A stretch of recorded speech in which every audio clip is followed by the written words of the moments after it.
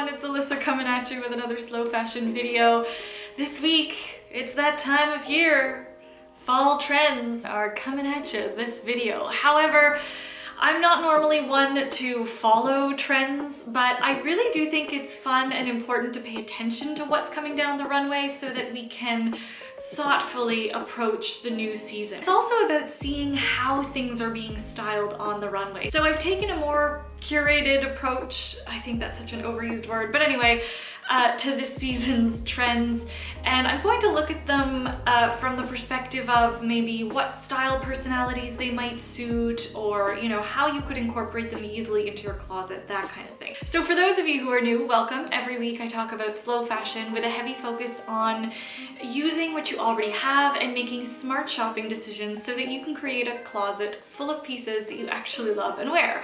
So if that sounds like your jam, hit subscribe below. I post every Sunday. And for those of you who are coming back, big hello and welcome back. Thank you so much for coming back and watching. I know I say that every time, but really it does mean a lot. So I've got water today, but if you've got tea or coffee, maybe a mimosa, whatever floats your boat, grab it and let's dive in. So to kick off this little trend chat, I actually thought that I would start with two overarching themes that I really think dominated on the runways, and those are what influenced a whole bunch of other micro trends that we've seen. The first one is actually one that I realized I absolutely love, and it's called new bourgeois. I had no idea what this meant until I researched it and realized that it speaks a lot to me.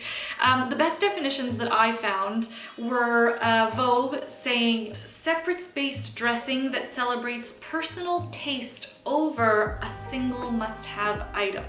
Love that. And CR Fashion Book calls new bourgeois an elevated take on minimal dressing.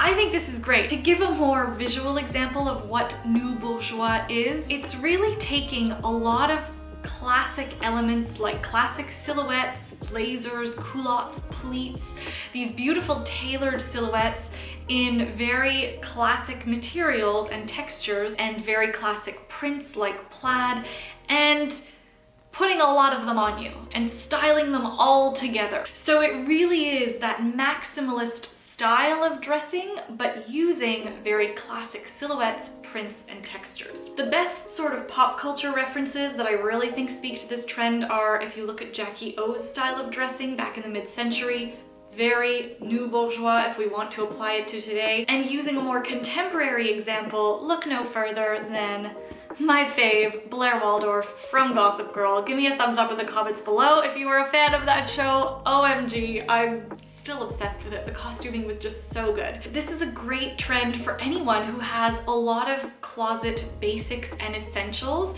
and who has a lot of just classics in general in their closet, because again, it's really just about reworking how you're wearing those pieces. This is also a great trend for anyone who likes to have a polished and more professional vibe on the regular. Finally, I love this trend because I think all body types can wear it. It's really about choosing the type of tailoring and polished pieces that suit your body type. The next overarching trend that we saw is 90s throwback. The first trend that we saw that was very much inspired by the 90s was this whole suiting and power suiting. What's great is that we saw all sorts of silhouettes on the runways, but where the 90s informed this trend was from the perspective of bolder, larger shoulders. And we actually saw this outside of all the suiting as well, but you'll definitely see some blazers with wider shoulders and a lot of cinched waists, which was a little bit more of an updated take. This is a great trend for anyone who likes a little bit more of a polished look, whether it's in both personal or professional life.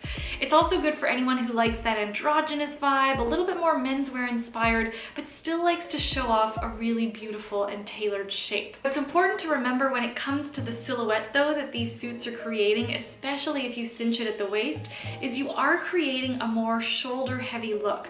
So if you've already got broad shoulders, like I have relatively broad shoulders, then you might not want to go heavy on the shoulder pads. You might just want to cinch your waist instead, and that will already give you that slightly exaggerated silhouette that you're looking for. Leather was pretty big in the 90s, and the way we saw it on the runways was wearing animal leather or faux leather on top and on bottom.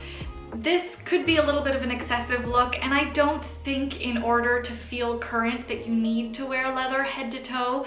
Obviously, a lot of things on the runway are exaggerated, and I think you could probably get away with an animal or faux leather piece that you already have in your closet. This is a great trend for anyone who enjoys a more edgy sense of style. Leather is also a good trend for pretty much every body type. You can find a beautiful blazer that is cut super nipped in at the waist if you don't have one, like myself, and you need to kind of exaggerate it a little bit more. And I do find that leather, whether it's faux or animal, really conforms beautifully to the body and can create a nice shape as long as it's cut and tailored really beautifully. We also saw the 90s heavily influence footwear. And to be honest, I don't especially love this trend. There were a lot of square toes on the runway, which we actually started already seeing in the spring and summer seasons with the square-toed sandals, and really heavy lug treads with very thick soles, a lot of flat forms. The flat forms I'm not so much worried about because they can actually be a little bit more comfortable if you want to wear a heel. We saw a lot of heavy kind of stomping the pavement type boots paired with anything from dresses to those beautiful suits that I mentioned earlier. So if this is a trend you like, I would highly recommend heading straight to your thrift store, because I guarantee you will find all of that type of footwear already in your thrift store. The 90s also informed some of the color trends we saw this season, and a lot of it centered around these more muted, desaturated tones, like pistachio green is probably one of the biggest.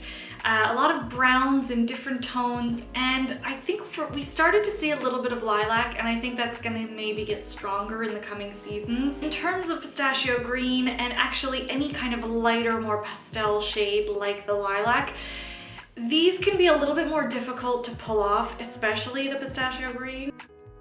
What's important to remember is that these lighter shades will make that part of your body a little bit more highlighted or even larger if you're contrasting them with darker shades.